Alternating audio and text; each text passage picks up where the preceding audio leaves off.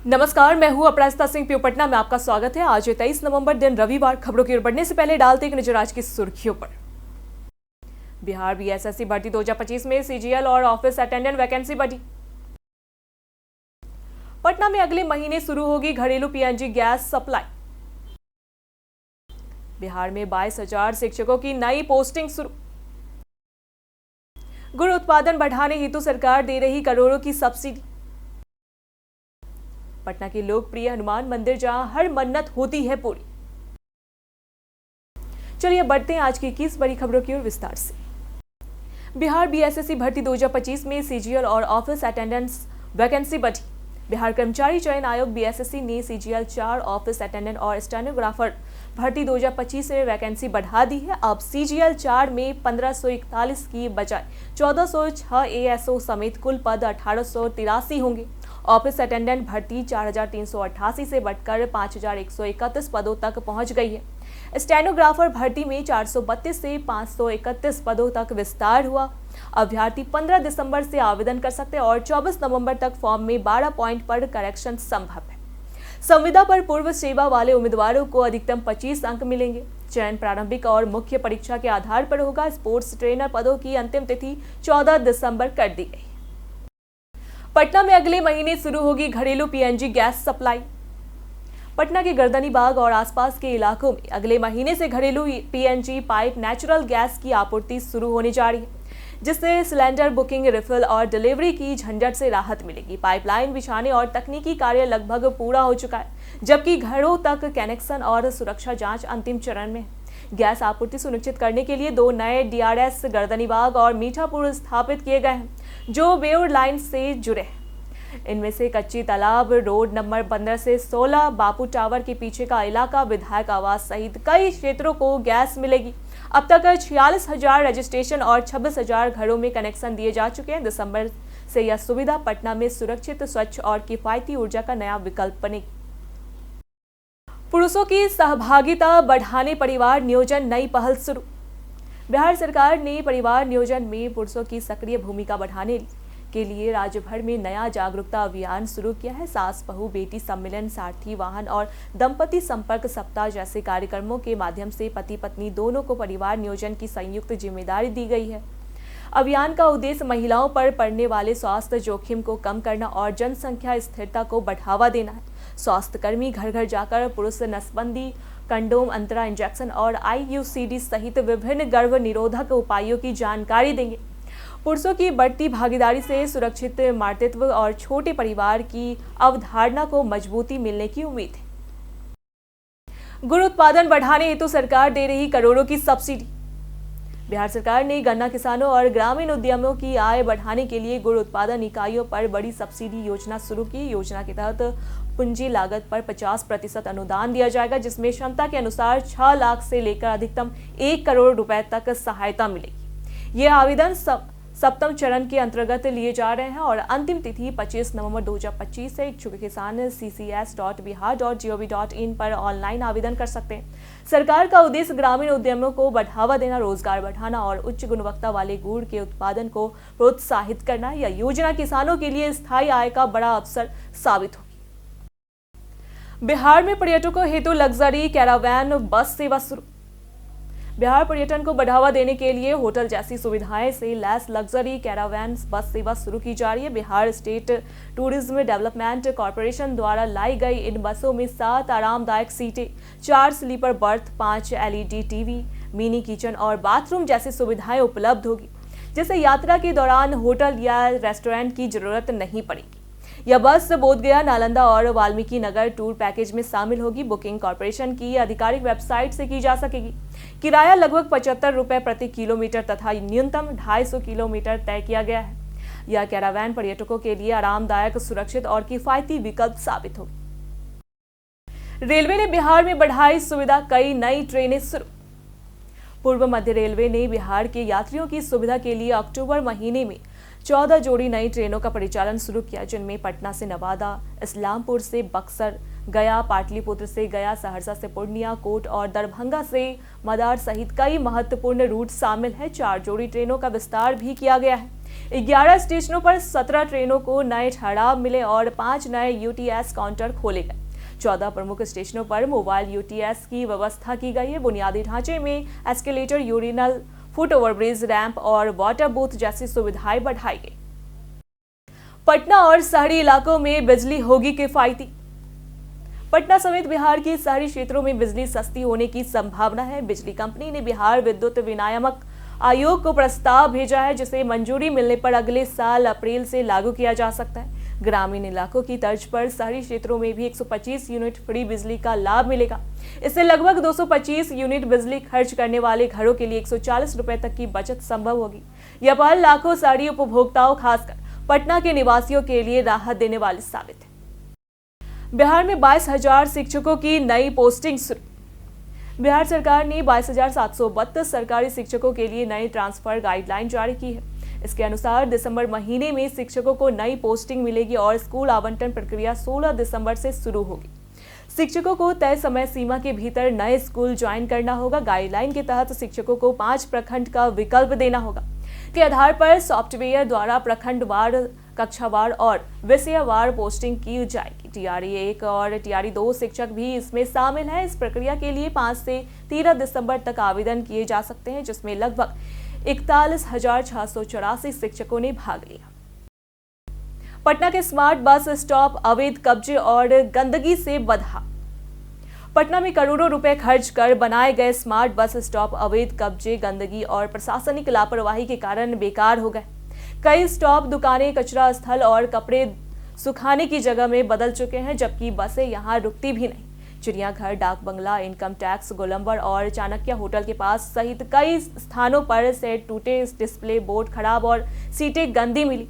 कई स्टॉप पर पूरा अतिक्रमण हो चुका है, जिससे यात्रियों को बैठना या ठहरना मुश्किल है। यात्रियों का कहना है कि बसें स्टॉप छोड़कर कहीं भी रुक जाती है, जिससे स्टॉप केवल दिखावा बनकर रह गए।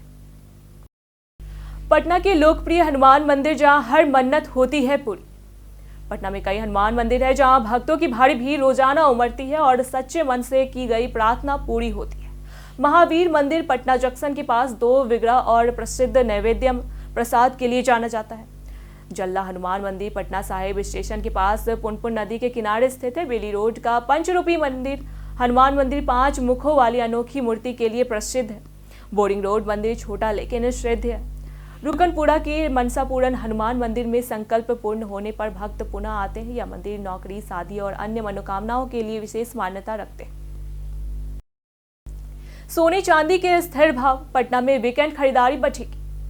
पटना के ज्वेलरी बाजार में सोने और चांदी की कीमतों में स्थिरता बनी हुई है। 24 कैरेट सोना 1,28,235 10 ग्राम जीएसटी सहित और चांदी 1,59,650 किलो जीएसटी सहित के पुराने रेट पर उपलब्ध है। 22 कैरेट सोना 1,15,000 10 ग्राम और 18 कैरेट सोना 94,000 10 ग्राम में बिक रहा है। पुराने आभूषणों का एक्सचेंज रेट 22 कैरेट 1,12,000 और 18 कैरेट 91,000 है। चांदी के हॉलमार्क आभूषणों 151 ग्राम और बिना हॉलमार्क 188 ग्राम में उपलब्ध है। स्थिर रेट और शादी सीजन के कारण वीकेंड पर खरीदारी बढ़ने की संभावना है। पटना मेट्रो को आयोग ने सस्ती बिजली देने से किया इनकार। बिहार विद्युत नियामक आयोग ने पटना मेट्रो का सस्ती बिजली का प्रस्ताव खारिज कर दिया है। पटना मेट्रो ने फिक्स्ड चार्ज और यूनिट रेट पर कम करने की मांग की थी। वर्तमान में 540 रुपए केवीएम फिक्स्ड चार्ज और 8.16 रुपए यूनिट दर लागू है। आयोग ने रेलवे की तुलना में मेट्रो का किराया अधिक होने का हवाला दिया। मेट्रो का परिचालन औसतन 16 घंटे और व्यावसायिक उपयोग सीमित है। बिजली खपत में मदद के लिए सोलर पावर का उपयोग बढ़ाया जाएगा। एलिवेटेड और अंडरग्राउंड ट्रैक दिसंबर तक तैयार होंगे, जिससे परिचालन का विस्तार संभव होगा। नए लेबर कोड से कर्मचारियों को मिले बेहतर सैलरी और सुरक्षा लाभ। केंद्र सरकार ने 29 पुराने श्रम कानून खत्म कर 4 नए लेबर कोड लागू किए। नए कोड में नियुक्ति पत्र अनिवार्य, न्यूनतम वेतन और समय पर वेतन सुनिश्चित किया गया है। 40 वर्ष से ऊपर के कर्मचारियों को वार्षिक स्वास्थ्य जांच मिलेगी। ग्रेचुइटी अब सिर्फ 1 साल नौकरी में भी मिलेगी। महिलाओं और ट्रांसजेंडरों को समान अधिकार, गिग वर्कर्स को सामाजिक सुरक्षा लाभ मिलेंगे। ओवर टाइम पर 2 गुना वेतन, कॉन्ट्रैक्ट वर्कर्स को सुरक्षा और सिंगल रिटर्न मॉडल से अनुपालन आसान होगा। विवाद समाधान के लिए 2 सदस्यीय ट्रिब्यूनल का प्रावधान है। ये सुधार आत्मनिर्भर भारत और उद्योग प्रतिस्पर्धा के लिए है। सम्राट चौधरी के गृह मंत्री बनने से बढ़ी राजनीतिक चर्चाएं। बिहार में गृह विभाग मुख्यमंत्री नीतीश कुमार से हटकर उप मुख्यमंत्री सम्राट चौधरी को सौंप दिया गया है, जो करीब 20 साल बाद हुआ बदलाव है। ये वही विभाग है जिसे 2005 से नीतीश कुमार ने कानून व्यवस्था सुधारने के लिए संभाला था। राजनीतिक गलियारों में से भाजपा के प्रति नीतीश की उदारता या सत्ता समीकरण का संकेत माना जा रहा है। भाजपा समर्थक इसे योगी मंडल लागू करने की दिशा में कदम समझ रहे हैं, जिसमें अपराधियों पर कड़ा सिकंजा और बुलडोजर राजनीति शामिल है। असली चुनौती सम्राट चौधरी के लिए पुलिस और प्रशासन के साथ तालमेल स्थापित करना होगा। पूर्व मध्य रेल चलाएगी आज से सहरसा से अमृत भारत विशेष ट्रेन। पूर्व मध्य रेल ने यात्रियों की बढ़ती भीड़ को देखते हुए आज से सहरसा अमृत भारत के बीच स्पेशल ट्रेन 04667 चलाने की घोषणा की है। यह ट्रेन सुबह 7:30 बजे सहरसा से खुलेगी और मानसी, खगड़िया, बेगूसराय, बरौनी, पचवाड़ा, हाजीपुर और सोनपुर सहित कई स्टेशनों पर रुकेगी। आगे वाराणसी, रायबरेली, मुरादाबाद, सहारनपुर, आमला, कैट और जालंधर सिटी से होकर अगले दिन शाम 5 बजे अमृतसर पहुंचेगी। ट्रेन में कुल 16 कोच होंगे, 2 AC थर्ड और 8 स्लीपर और 6 सामान्य श्रेणी के कोच। इस स्पेशल ट्रेन से यात्रियों को काफी सुविधा मिलेगी। आज कैसा रहेगा पटना के मौसम का हाल? पटना का मौसम शुष्क और ठंडा रहेगा। अधिकतम तापमान लगभग 21.4 डिग्री सेल्सियस और न्यूनतम तापमान 17 डिग्री सेल्सियस के करीब रहने का अनुमान है। सुबह और शाम में हल्की ठंड का असर महसूस होगा। आसमान साफ रहेगा और धूप का आनंद लिया जा सकेगा। हवा की गति करीब 10 किलोमीटर प्रति घंटा रहेगी। सुबह हल्का कोहरा छा सकता है, जिससे दृश्यता थोड़ी कम हो सकती है। अगले कुछ दिनों में रात का तापमान और नीचे गिर सकता है, जबकि दिन के तापमान में कोई बड़ा बदलाव नहीं आएगा। सूर्य सुबह 6:12 बजे उगेगा और शाम 5 बजे अस्त होगा। पटना में फॉगिंग न होने से डेंगू का कहर बढ़ा। पटना के करीब 80% इलाकों में फॉगिंग न होने से मच्छरों की संख्या बढ़ रही है और डेंगू के मामले लगातार बढ़ रहे हैं। विधानसभा चुनाव के दौरान कर्मियों की ड्यूटी लगने और संसाधनों की कमी के कारण फॉगिंग प्रभावित हुई। नवंबर महीने में अब तक जिले में करीब 1700 डेंगू मरीज मिले। IGIMS की रिपोर्ट में पहली बार बड़े पैमाने पर मिश्रित सेरोटाइप डेंगू स्ट्रेन पाए गए हैं। स्वास्थ्य विभाग ने टीमों को फिर से अलर्ट किया है और निगम के साथ फॉगिंग शुरू कर दी है। लोगों को मच्छरों से बचाव हेतु सतर्क रहने की सलाह दी है। पटना में आज से शुरू होगा 6 मासिक रविवार व्रत। सूर्योपासना का 6 मासिक रविवार व्रत आज से शुरू होगा। यह व्रत अग्रहण शुक्ल तृतीया में मूल नक्षत्र धृति योग, सर्वार्थ सिद्धि योग व रवि योग में आरंभ हो रहा है। इसमें व्रती महिलाएं शनिवार को नहाय खाय करती है और रविवार को टेकुआ, सोहारी, खीर, पूरी, फल, पान, सुपारी, फूलमावा आदि के साथ सूर्यदेव को अर्घ्य देती है। व्रत संतान, सुख, स्वास्थ्य व समृद्धि के लिए महत्वपूर्ण माना जाता है। यह 6 मासिक व्रत वैशाख में समाप्त होगा। यह सूर्योपासना व रवि व्रत की परंपरा छठ व्रत जैसी महत्ता रखती है। बिहार की लग्जरी कैरावैन बस कम खर्च में सफर।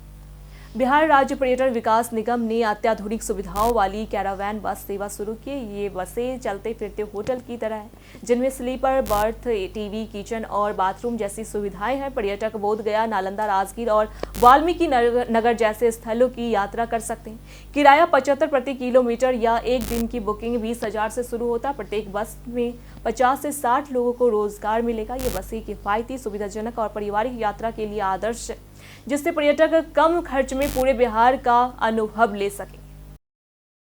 पटना बापू टावर में आयोजित हुआ कहानी महोत्सव। बीते दिन पटना के गर्दनीबाग स्थित बापू टावर संग्रहालय में महात्मा गांधी के जीवन और विचार पर आधारित सुनो कहानी कार्यक्रम आयोजित किया गया। कार्यक्रम में मुंशी प्रेमचंद की कहानी ईदगाह का रंगमंचीय पाठ किया गया, जिसे सुन बच्चों की आंखें नम हो गई। अभिनेता विनोद कुमार ने कहानी के पात्रों और भावनाओं को जीवन तरीके से प्रस्तुत किया।